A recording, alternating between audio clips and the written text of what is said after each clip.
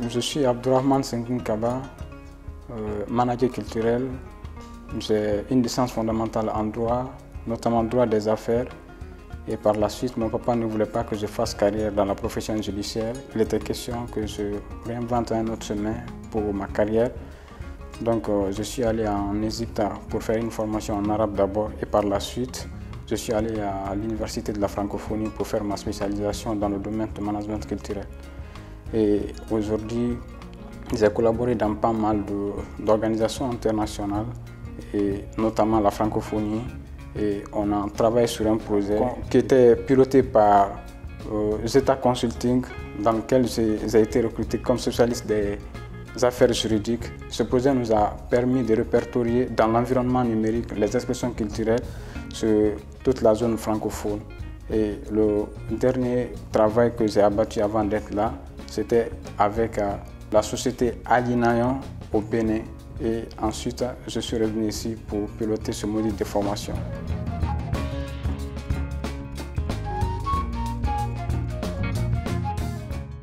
La structuration, ce module, ce n'est pas la première fois que j'anime ce module de formation.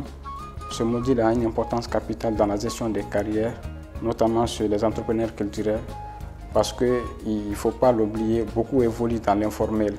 À travers justement ce module de formation, on a mis l'accent d'abord sur la création des entreprises culturelles et ensuite le mode de fonctionnement et le statut juridique qui convient à leur entreprise. Et ce faisant, on les a beaucoup plus conseillés de faire avec des SAR ou avec des SA, notamment des sociétés à responsabilité limitée ou des sociétés anonymes. Ceux qui souhaiteraient également évoluer à huis clos peuvent aussi le faire avec des SARLUI ou avec des SO. Donc, par la suite, on a mis l'accent sur ce que doit représenter l'ossature d'une entreprise culturelle et par la suite, on les a montré encore de façon concrète ce qui ressemble à un plan d'action d'une entreprise culturelle, mais également la feuille de route d'une entreprise culturelle. Donc, en gros, je pense que cette formation, ce module de formation était nécessaire pour la gestion des carrières de ces entrepreneurs culturels.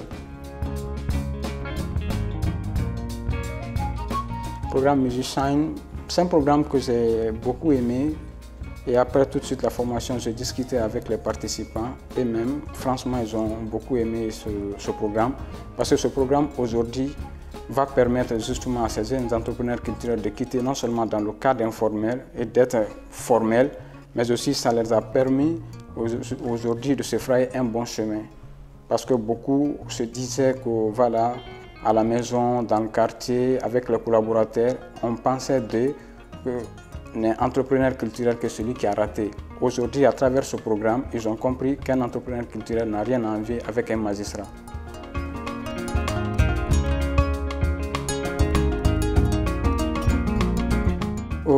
C'est un secteur qui a connu beaucoup de mutations.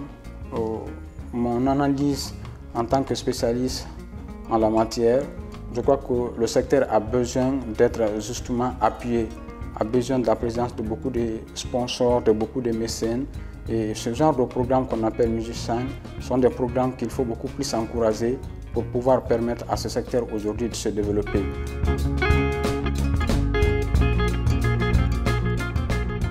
Ces entrepreneurs, moi, j'ai un sentiment de fierté, un sentiment de joie. Et parce que tout à l'heure, ils étaient déjà en train de parler de la mise en place aujourd'hui de la première structure qui va réunir tous les entrepreneurs culturels. Ils évoluaient à huis clos, il y en a beaucoup qui étaient déjà dans l'informel. Ils ont compris aujourd'hui pour être protégés, il faut qu'ils soient formels.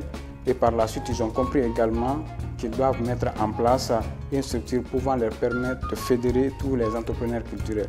Donc ils étaient déjà en train de parler de leur statut et de règlement intérieur.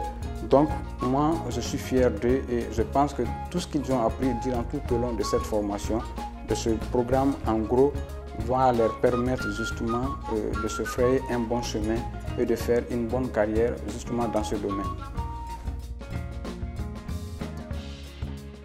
Un mot, c'est de dire merci justement au Studio Kira. Et à travers Studio Kira, je remercie l'ensemble des personnels. Je n'oublie pas le DG, je n'oublie pas Madame Dia Tamar qui a facilité tout ce qu'on est en train de faire ici.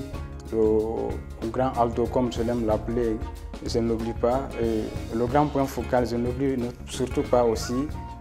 Adi, il fait beaucoup justement pour l'épanouissement de ce secteur, de la jeunesse, et l'équipe de la production, de la communication. Et surtout, je n'oublie pas aussi mon ami Alex qui a balancé mon profil justement au compte de cette formation.